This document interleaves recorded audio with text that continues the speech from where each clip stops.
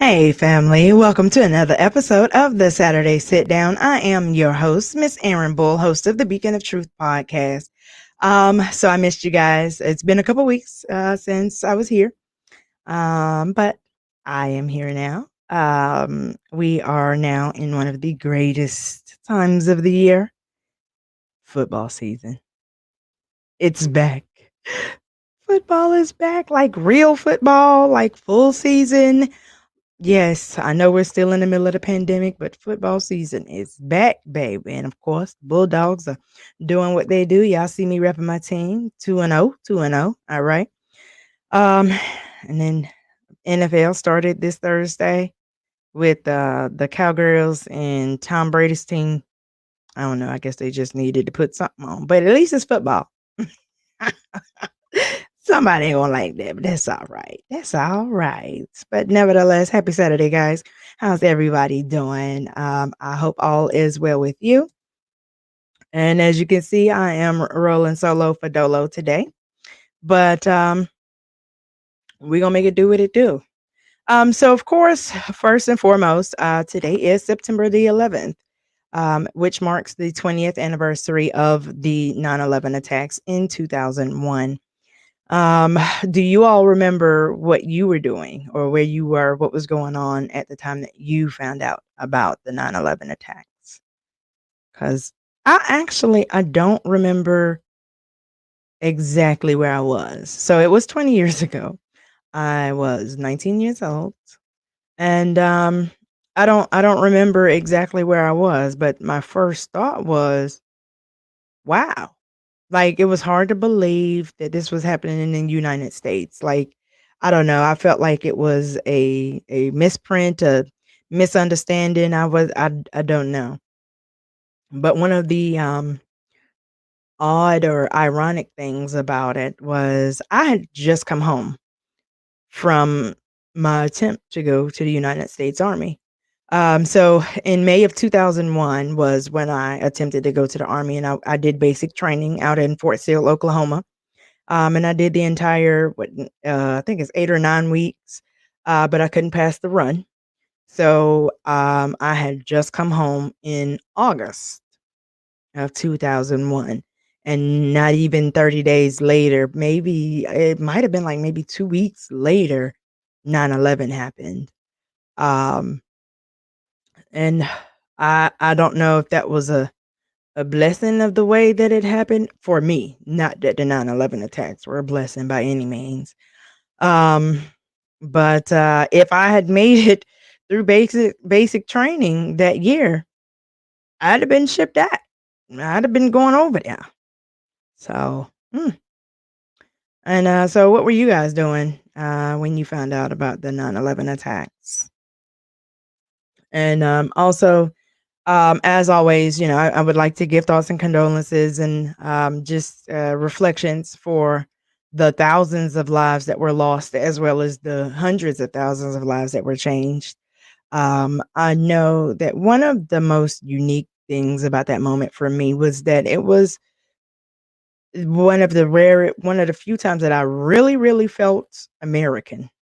I really felt in that moment, or those, like, maybe September the 12th, I guess.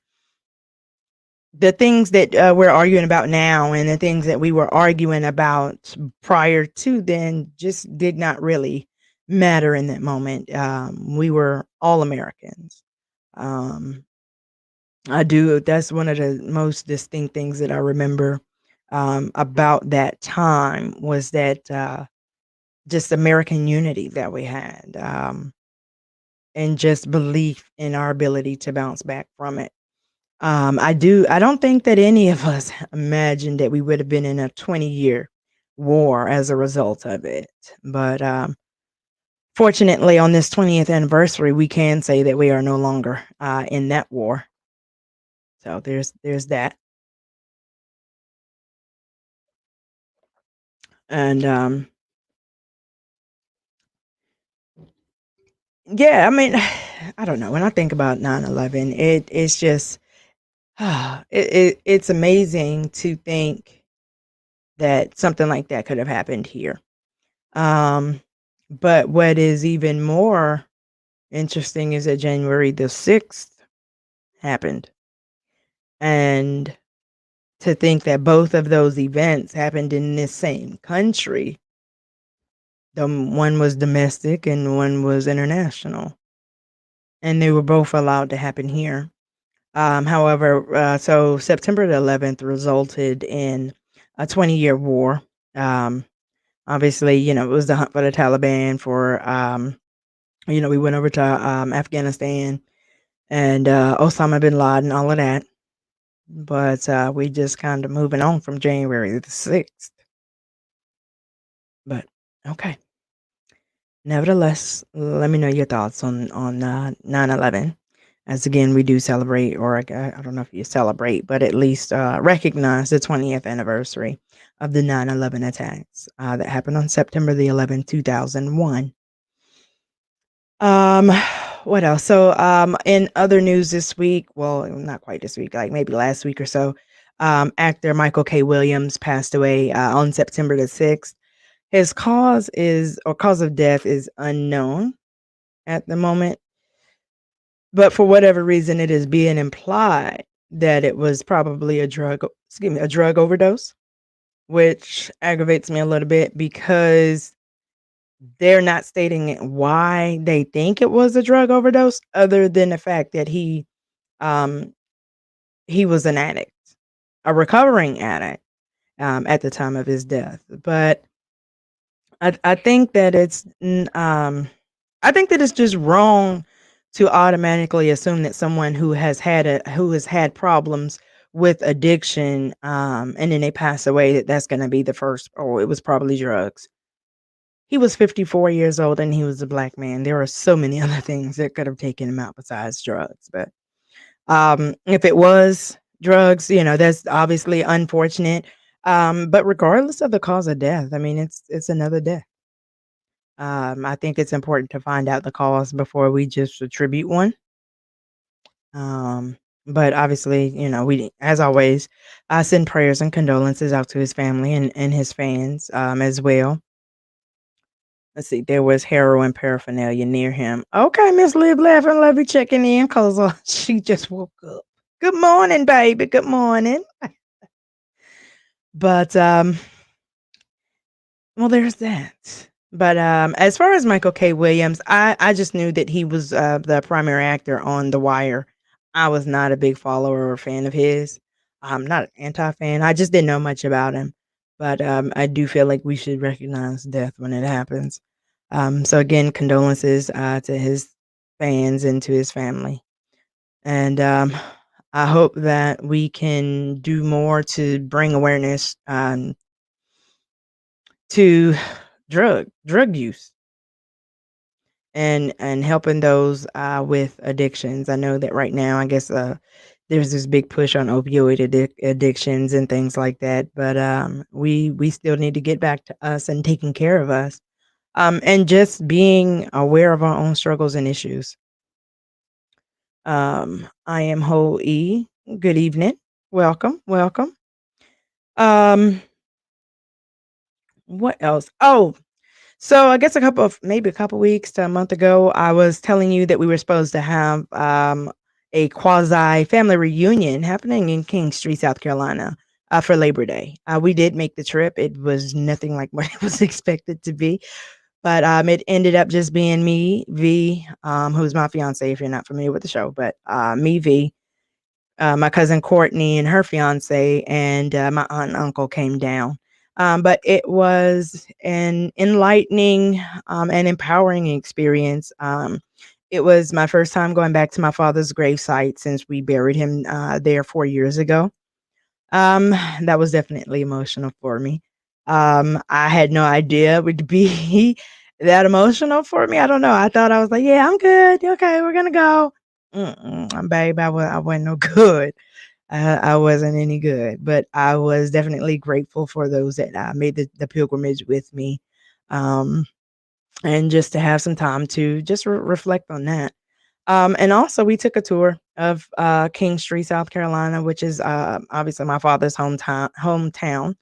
And we got to ride around and see all of the houses that my grandfather played a significant role in either building or helping to build or bare minimum repairing. Um, the Bull name carries a lot of weight in Kingstree, South Carolina. And when we were coming up, that would actually kind of be our hall pass. Like we didn't have names. We were just Jane Bull Grand. That's what we were. Baby, who you is? I'm Jane Bull Grand.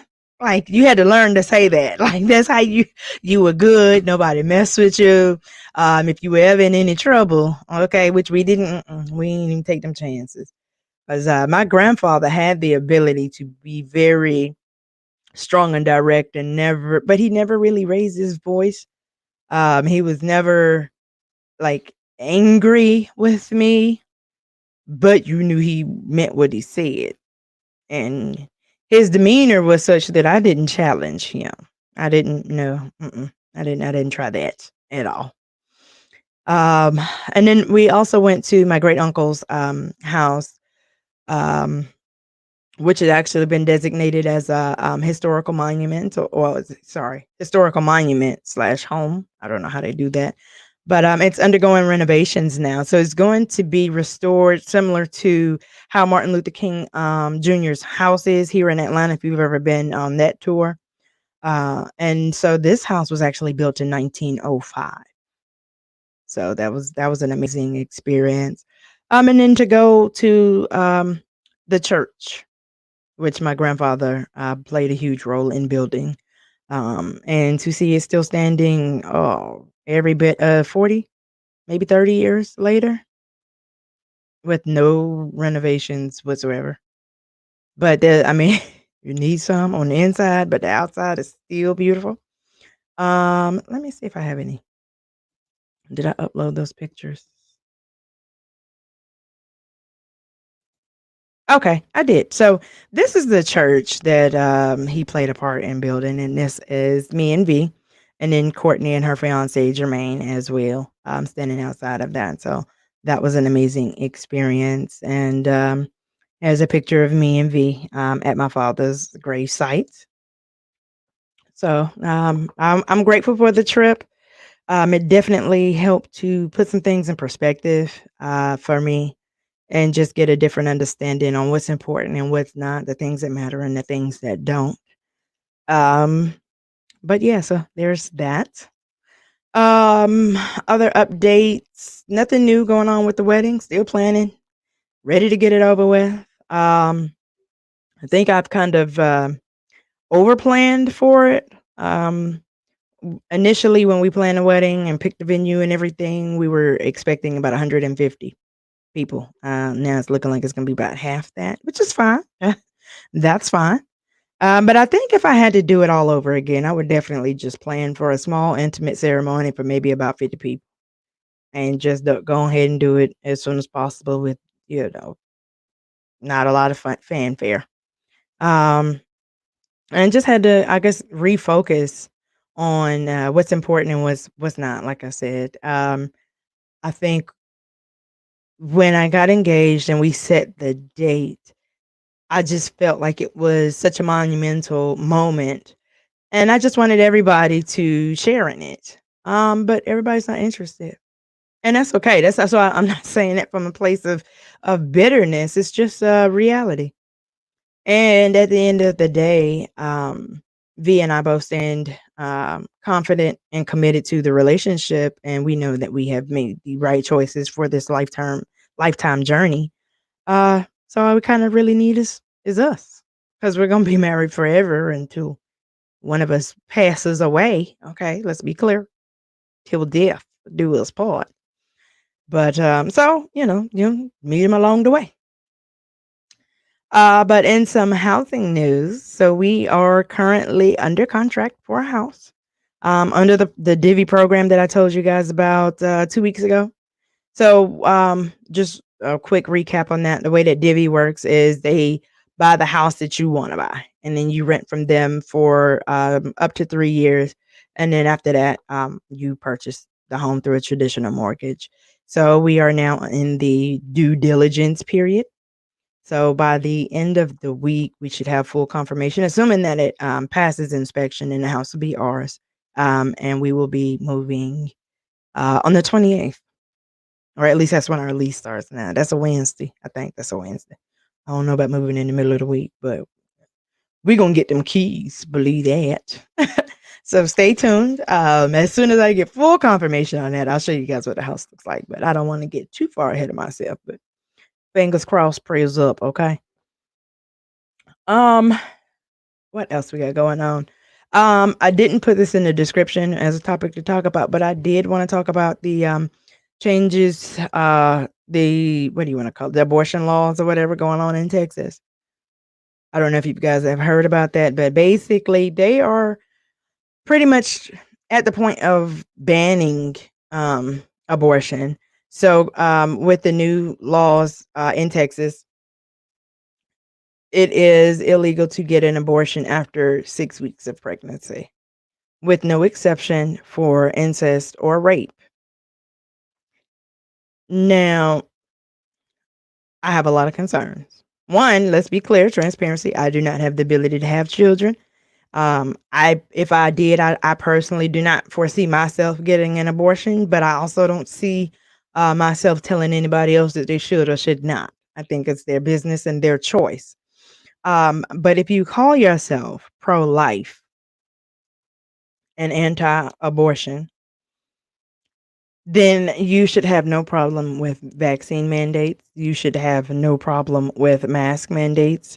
And you should have no problem, certainly, if you are anti-abortion and pro-life, then you should have no problem whatsoever in funding child care and welfare programs, as well as adoption programs. Because if you are now going to force women to carry these children that they have stated that they do not want, you need to be prepared to take care of these children, and they should not be our responsibilities.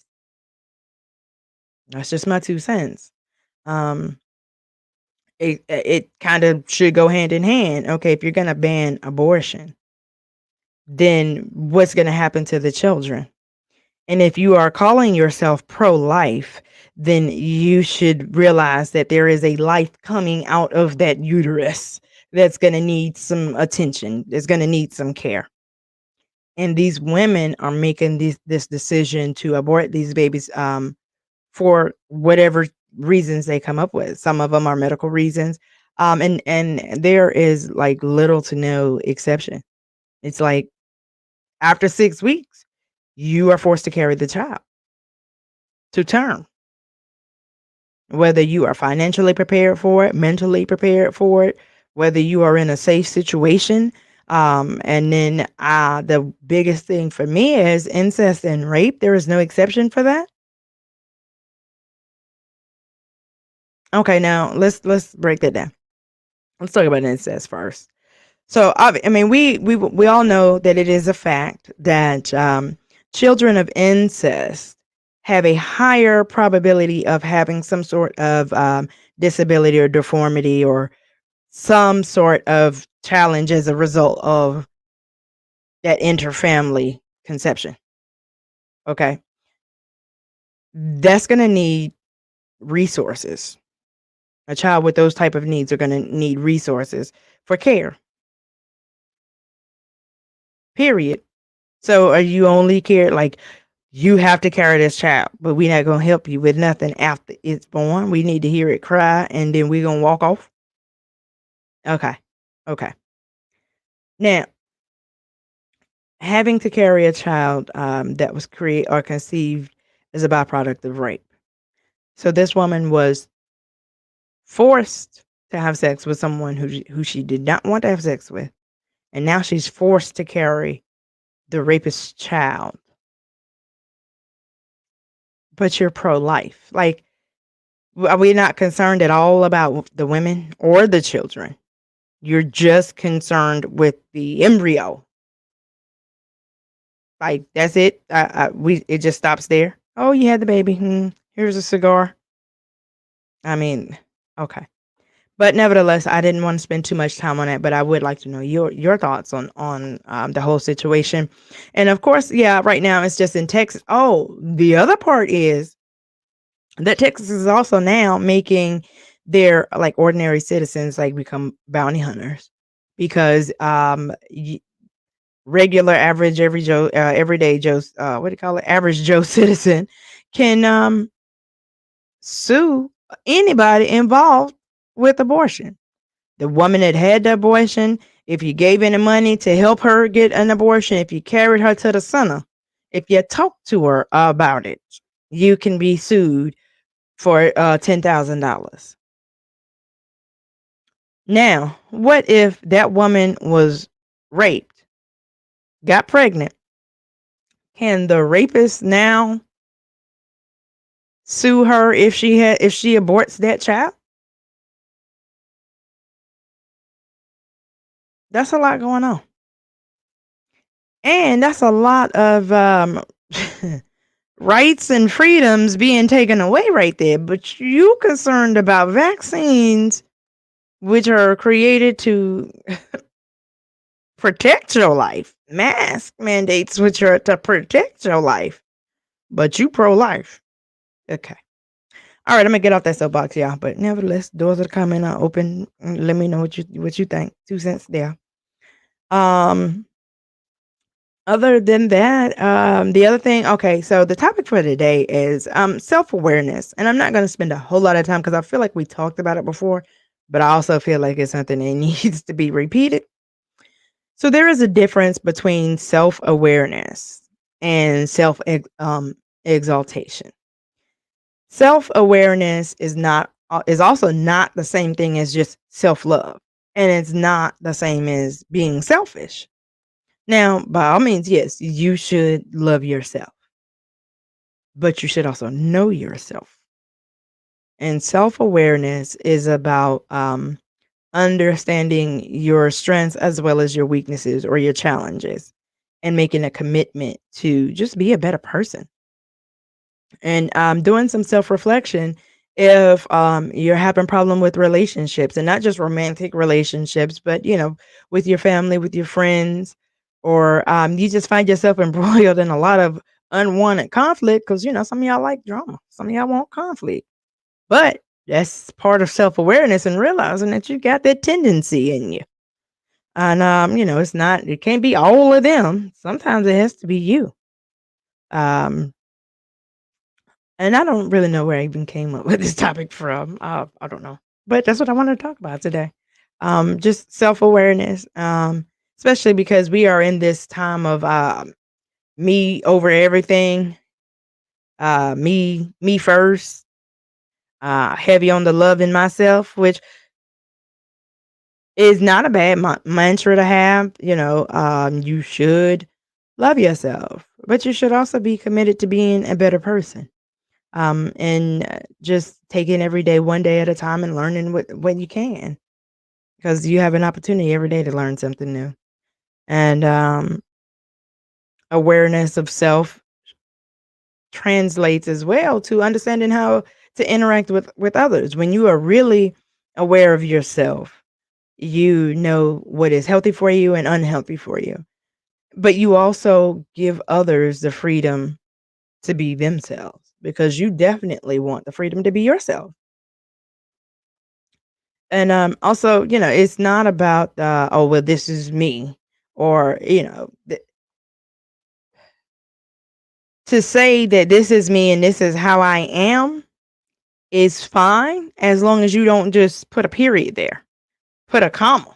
Like, this is me, this is how I am, but I'm working on it. I'm working to be better. I'm working to do better. I'm aware of this challenge within myself, and I'm this is what I'm doing to address it. And this is not something that you have to share with anybody. Like, you don't have to sit down and let me tell you about me. This is my self-awareness. Like, no, this awareness of self. This is a conversation that you should have with yourself, and just make that commitment to just being your best self, because that's what the world deserves, and that's what you want from everybody else. But nevertheless, y'all know I'm up here by myself, so I ain't finna talk for too long. But I did have a couple of debate things which I had prepared, thinking that I would have a partner on here today. But yeah, I got left hanging. She gonna get me later, but it's all right. But I just got a little three debate topics. I'm gonna give you black fact, and then we're gonna get up out of here. All right. So question one: you go on a trip with friends, and one of them decides to cheat. Their spouse finds evidence and calls you to ask questions. Are you telling or no? For me, no, I ain't telling because you ain't finna do that. I ain't finna control nobody. You grown, but I'm not gonna condone it. But if we're in a situation and you just run off and cheat, and they find out, I'm not going to confirm or deny. I ain't gonna be no snitch, but I ain't gonna be no witness or no conspirator either. Like, no, I'm not carrying you nowhere or anything like that. Kiss she get. If you got yourself together, you can come on. You can come on.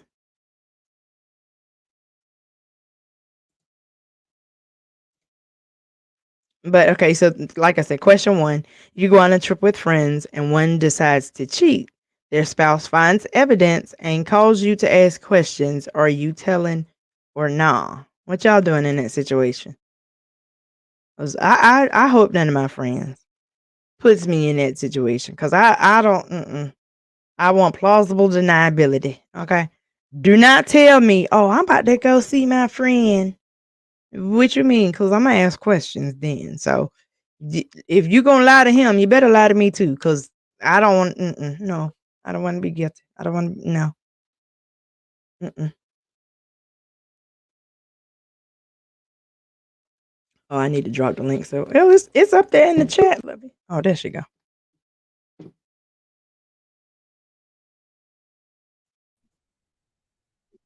Howdy.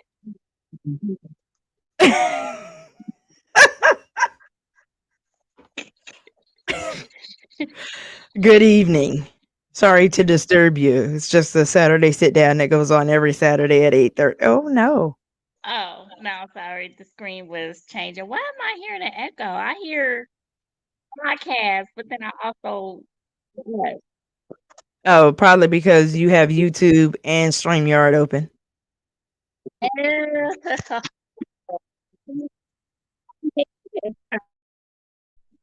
Yeah.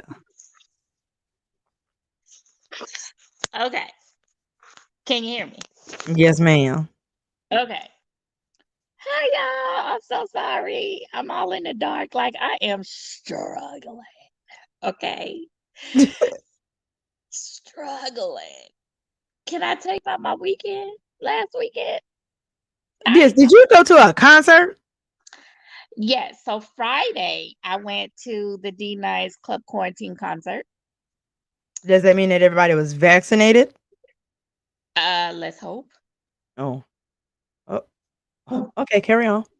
I mean, yeah, but yeah, that's another story. It was good. It was for the most part, it was safe. Everybody was in their own zone until they started chiefing, and that got on my nerve. And yeah, good times. But Sunday, I went to Belinda's house, and she had a barbecue. And of course, people was drinking, having a good time, with the ribs and stuff. And I was drinking Jack. I'm not a Oh brown Lord. drink. No. I'm not Okay. a So you brown was drinker. drinking. Yeah, yeah, yeah. I was drinking, okay? Yeah, that's drinking. Okay. When you drinking brown, you drinking.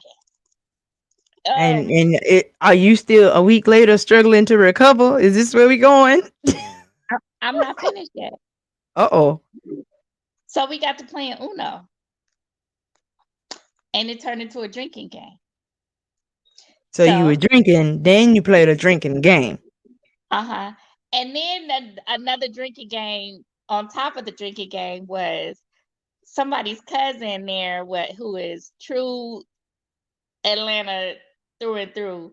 And you know how y'all always, no, I'll say y'all, but you know how most men from Atlanta be like, some come to goddamn, and you know what I'm saying? I was going down the goddamn street, Yes. yeah. So every time he said that, we took a shot. Ah!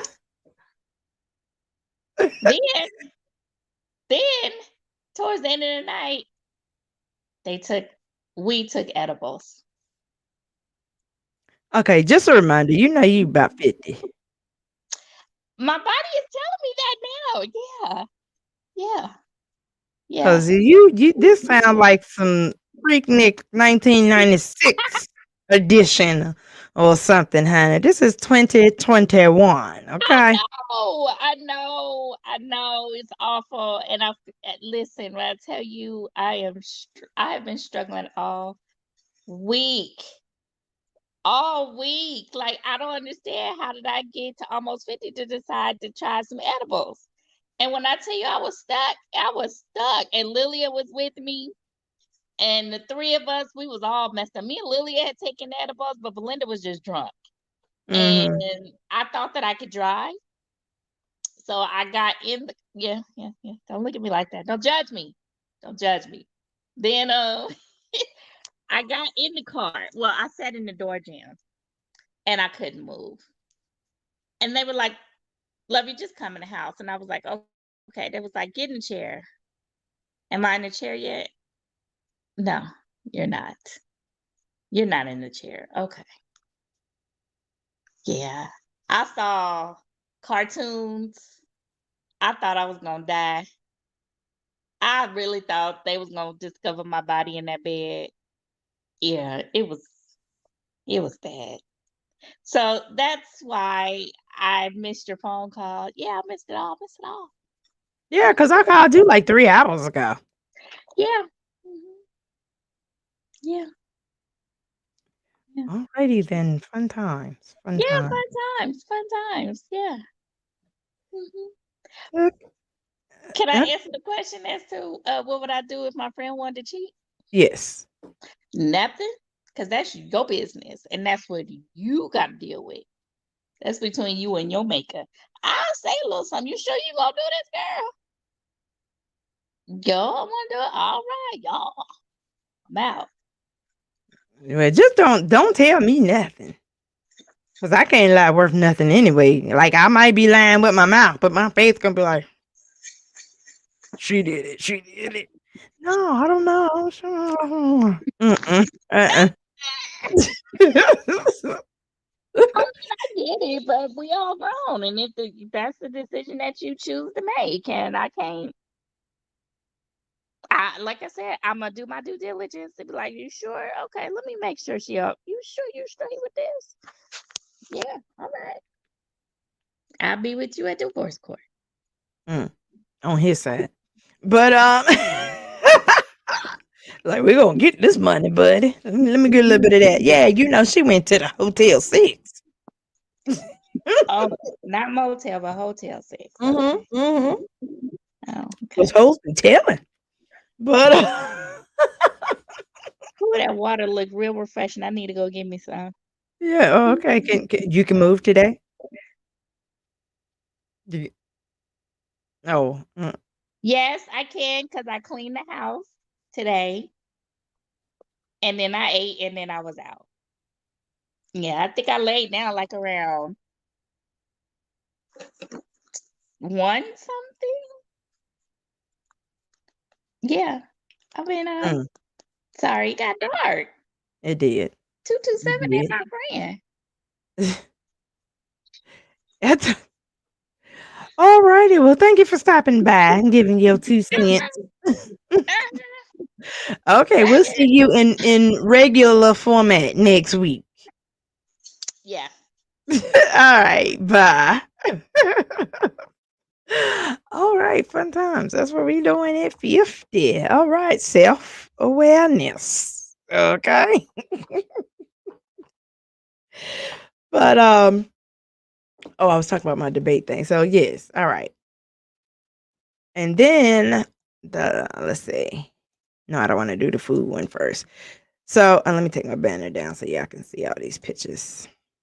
So you get sucked into a 90s TV time warp and must live with one family. Choose wisely. I wish I could make this bigger for y'all. So let me tell y'all who these people are in case you can't see. So you got Home Improvement, with Tim the Two Man Allen and all of that. You got Full House, the Bundys, Married with Children. I was called it the Bundys, but Married with Children. You got Fresh Prince of Bel Air, Roseanne, or Family Matters. What family would you live with if you got sucked into a 90s time warp and you have to live with one of them? I don't know who would want to live with well, no, because Tim the Two Man Taylor, he didn't really fix anything for real. He would always break it. Now, his neighbor, the one, let me take this down so y'all can see me. But the neighbor, Mr. Whatever his name was with the fence, that was always at the fence, he knew how to do stuff because he was always cutting grass and you'd see him hammering. Wilson, that was his name. Not Mr. Wilson, but just Wilson. But Lovey says Fresh Prince. Yeah, that makes sense because you want to be up there with Hillary with her bougie self. Full House. No, because they had a full house and they had some weird scenarios going on there. Nah, I'm good there. Definitely not the Bundys because their house was horrible. It was old. No. And then you had no. I could do the Fresh Prince. Not gonna do Roseanne. So it would either be Fresh Prince or Family Matters. Maybe Family Matters because I think they had better food. All right. And then the last one is choose one to go forever. Burgers, tacos, fried chicken, shrimp, crab legs, fried fish, pizza, pasta, or steak. One that I would say either tacos or pizza. Actually, I like everything that's up here for real, for real. So it'd be difficult. Burgers I eat. I probably eat burgers like 3 times a year, if that. Crab legs, I really enjoy. Shrimp, oh, can't get rid of them. Fried fish, I get it. It's hard. Y'all let me know. Burgers, tacos, fried chicken, shrimp, crab legs, fried fish, pizza, pasta, or steak. Definitely could not get rid of pasta. I need that pasta. I need them carbohydrates in my life. Lovey says fried fish. My mama says fish. Now, first of all, my mama is allergic to seafood. So that don't count, Mom. Of course, you would get rid of what you can't eat.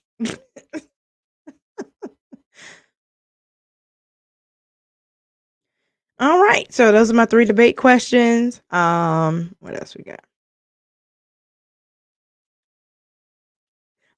Oh, I ain't trying to get Sharon. Oh, well, that's why I couldn't get rid of tacos. I don't know. But nevertheless, guys, I'm gonna go ahead and give you the black fact and get it out of here. So this week, y'all know I can't ever get this where you can see it. I'm trying. Yes. Nevertheless, at least you can see who it is. You can't see the words, but it's John Henrik Clark, January 1st, 1915 to July 16th, 1998. He was a Pan-Africanist writer, historian, professor, pioneer in the creation of Africana studies in professional institutions in academia starting in the late 1960s. He founded the African Heritage Studies Association and the Black Caucus of the African Studies Association in 1968. He challenged the views of academic historians and helped shift the way African history was studied and taught. He actively deconstructed the lies, propaganda, and miseducation of white supremacy via lectures, debates, academic research, and books. He met and mentored many of the great minds throughout the African diaspora. One of his landmark works is a documentary called A Great and Mighty Walk about his life and the history of Africans throughout time and across the globe. Again, that is John Henrik Clark, January 1st, 1915 to July 16th, 1998. And once again, that brings us to the end of our show. As always, I thank you so much for your support. Thank you for tuning in. Um, hopefully, we'll be back on our traditional format. Let it be here on time and not stuck in a time warp or something. Hmm. But nevertheless, if you are watching this on replay, please use the doors of the comment section. All right. So just a recap on what we talked about. Remembering recognizing the 20th anniversary of the September 11, 2001 attacks. Texas abortion laws. What y'all thinking about that? So real quick about that, my concern with I'm here in Georgia. Why am I concerned about Texas? Because if it passes in one state, it's gonna come to another, especially with it being in the South. And if y'all know anything about the Georgia governor, monkey see, monkey do. All right, but Texas